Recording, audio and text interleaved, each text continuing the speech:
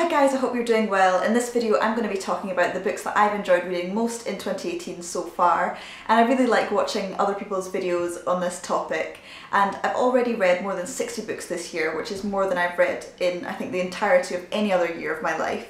So I whittled that number down to 10, which is actually quite conservative, but it's still a fair few to get through, so I'm going to keep it quite brief with all of them. I think I've talked about just about all of them already on this channel, and I imagine a lot of them will make it into my end of year favourites video, so I won't ramble on too much about any of them. I couldn't really rank them in order of favourites, so I'm just going to talk about them in the order that I read them, starting with The Secret History by Donna Tartt. I made an entire video reviewing this book, which is quite unusual for me considering it's not a new release. This one actually came out in 1992, but I've been hearing about it quite a bit over the last few years because Donna Tartt recently released her new novel, The Goldfinch. This book is a sprawling 600-page novel that tells the story of a group of college friends in the US who you find out on the very first page have just murdered one of their group of friends. And the book is really all about what has possibly brought them to carry out such a barbaric act to someone who is their friend. It's not a thriller or a crime novel as such, I would say, though. It's much more character driven and explores the psyches of all the characters involved in discovering their motivations behind this act. There's not one momentous huge reveal where it suddenly all makes sense. It's a bit more of a slow burner, but it's still really enthralling all the way through. The characters are intellectual and they study classics, and their interest in their subject is kind of woven throughout the book, and the narrative itself is also very heavily influenced by classics. And I think one of the main themes that runs through it is the opposition of Dionysian and Apollonian pleasure. This isn't something that I knew a huge amount about before reading this book, but it really makes sense because it's not explored in an abstract sense, but through the characters themselves and the relationships they have with each other. It's a very intelligent book, but it is not at all pretentious. I would recommend this to anyone who likes a good story, because although it explores kind of complex themes like beauty and art, it does so within the confines of a really great narrative that is actually, I found anyway, a page turner. So I'd highly recommend this if you've not read it yet. It's absolutely brilliant.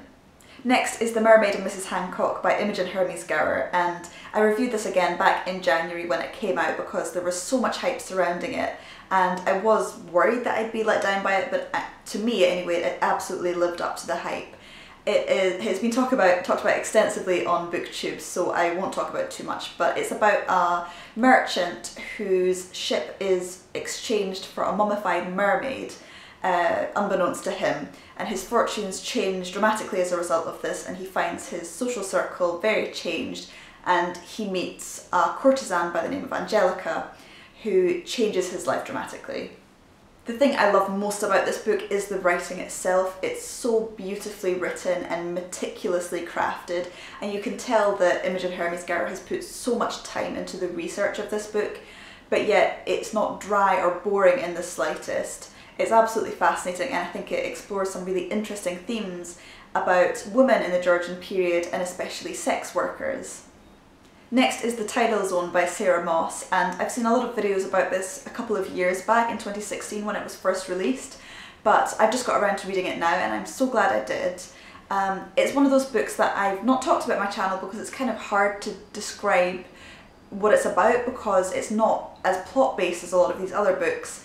It is more about family relationships after a cataclysmic event, and in this case it's about a teenage girl who has a near-death experience and how her family cope with their vastly changed life after this. I find it really hard to describe with this book in particular why I really loved it, but for me it was just the perceptiveness of the writing itself. It was so incisive and to the point. I think it dealt with the kind of messy family relationships in a really realistic way. The way the characters dealt with their situation didn't always make them likeable, but it did make them very relatable, and it was the characters themselves that I've remembered most after finishing this book, so I couldn't recommend it highly enough. Next is Tin Man by Sarah Winman, and again I've not mentioned this on my channel because I found it hard to kind of pinpoint exactly what I loved about it, but the more time that passes since I read it, the more I've thought about it, and I actually really want to read it again soon. It's about love and relationships fundamentally, especially between the three main characters in this book. but it doesn't focus on the sad or the pessimistic elements that, you know, often are in novels. I find it actually quite an uplifting and quite a hopeful book, although at the same time it is very heartbreaking. I understand that that probably makes no sense if you've not read it, but it is one of those books that combines completely conflicting emotions very effectively. It's just over 200 pages, so I feel like to talk about the actual plot details would be to spoil it a bit, but it's one of those books that you feel like you need to grieve a little bit once you've finished reading, and to me those are always the best type of books. The Sealwoman's Gift by Sally Magnusson is the next one I want to mention, and I talked about it really recently in my video about Icelandic books, because this one is written by a Scottish author of Icelandic heritage. It tells this true story of an island off the coast of Iceland which was raided by Barbary pirates in the 1620s, and a lot of its inhabitants were sold into slavery in Algiers. And this book specifically follows one family who are separated by this event, and it's about them trying to find their way back to one another.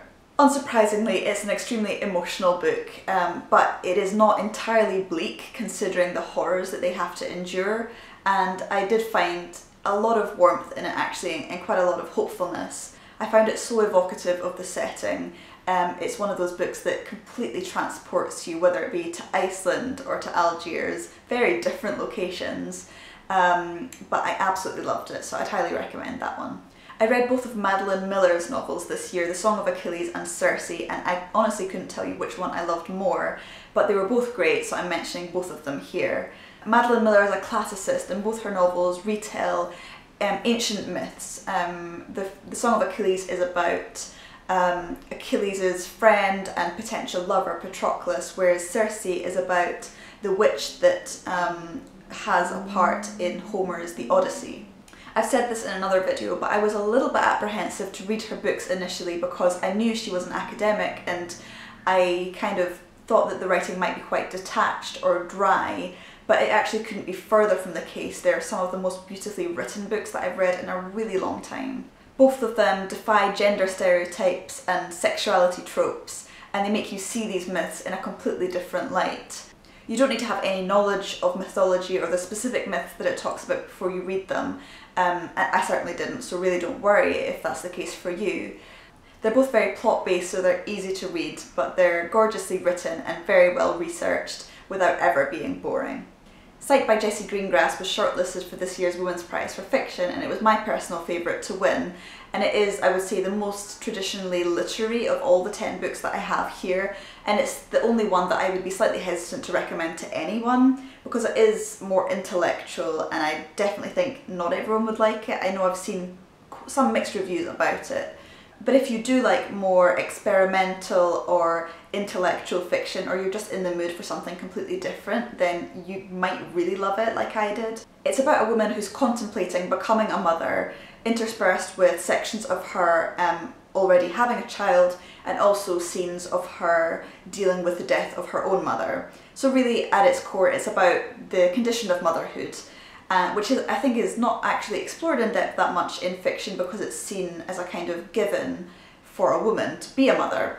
But this takes on this topic in a much more abstract and philosophical sense. I've reviewed this book, so I'll link it in the description and above, where I talk about it in a bit more depth, but I've never seen the bond between a mother and child explored in the way that it is in this book, so I actually found it a very eye-opening read.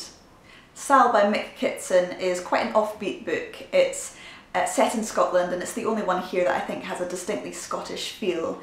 It's about two sisters who run away from home after something dreadful happens, and they decide to live in the wilderness and fend for themselves. It's a blend of stark realism being about abuse and addiction, and also folklore. It has that kind of folkloric atmosphere being set partly in the forest. It's very funny actually. I think it's funnier than the other books that I have to recommend today, but it has important things to say while also being very entertaining.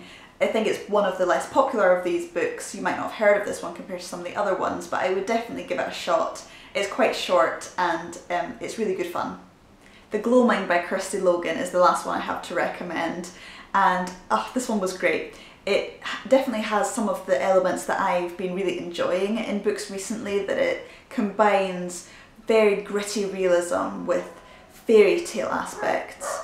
This one has a sort of dreamlike atmosphere, but it's not whimsical in the slightest. It has a lot of realism in the relationships between the characters, but it's set in a place that doesn't quite follow the same rules as our world.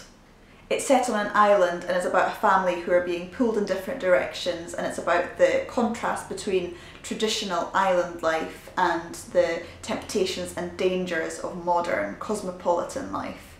I loved it, and more than most of the books I've read so far this year, this one had a very complete story arc. It had a really powerful ending, which I find kind of rare in literary fiction. And although it was really great at characterization and atmosphere, it did also have a very solid plot. So those are the books that I want to recommend today, and I think it goes to show that I've read a lot of really great books already this year, so I'm excited to see what the rest of the year brings. And please let me know if there are specific books that you've absolutely loved this year and you want to recommend, because as usual I'm on the lookout for good suggestions. But I hope you enjoyed this video, and I'll see you really soon. Bye bye!